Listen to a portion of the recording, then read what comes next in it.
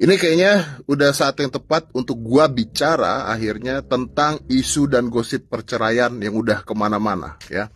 Gua gak peduli orang mau nilai gua atau ngejudge gua, beritanya keluar dibilang pelit kek, gua gak peduli. Dibilang lavender, gua gak peduli. Dibilang gila pun gua gak peduli. Yang tahu gua kan cuman gua sendiri ya. Oke, gua gak peduli.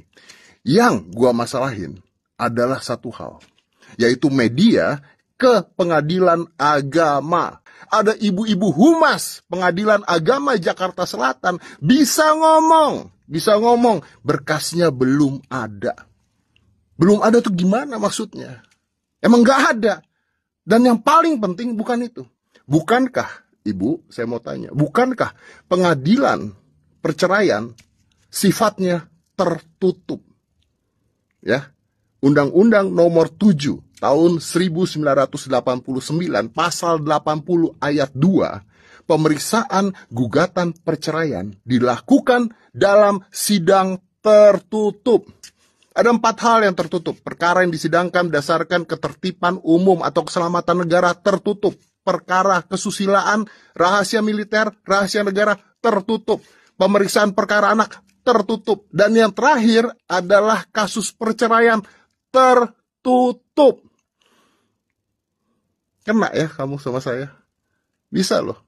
Hebat banget loh. Tertutup harusnya. Tapi Anda nyebarin. Kalau ada artis mau cerai dan sebagainya, Anda yang nyebarin. Datengin media langsung. Ya ini namanya belum ada, inisialnya ini belum ada dan sebagainya. Anda yang nyebarin Anda.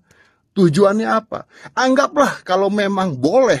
Kalau memang boleh dilakukan. Maka pertanyaan saya terakhir adalah, moral Anda di mana? Bahwa tentang informasi informasi di pengadilan itu ada aturannya. Jadi pertanyaan mana yang mesti kami jawab dan pertanyaan mana yang tidak harus kami jawab. Jadi mengenai standar pelayanan informasi publik itu di pengadilan diatur oleh namanya SK, Surat Keputusan KMA, Ketua Mahkamah Agung. Itu nomor 2 ya. Strip 144 KMA SK 8 Romawi 2022, yaitu tentang standar pelayanan informasi publik di pengadilan.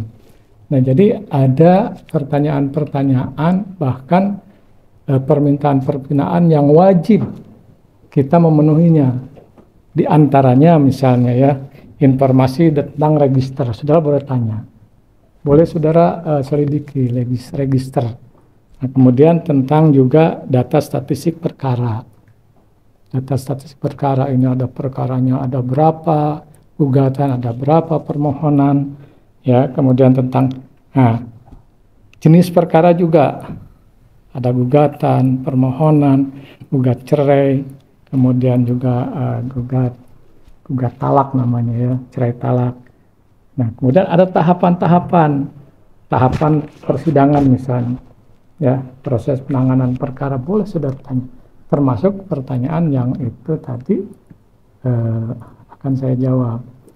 Nah, jadi ini terbuka, boleh, ya, boleh kami jawab. Yang tidak boleh itu, yang disebut pengadilan agama tertutup itu proses persidangannya, itu tidak boleh, ya. Jadi nggak semua di pengadilan agama itu tertutup. Bahkan kalau ada yang nanya seperti tadi itu, ya wajib kami memberikan informasi. Gitu. Jadi begitulah. Ya, jadi ada yang mana bisa kami jawab, ada yang tidak.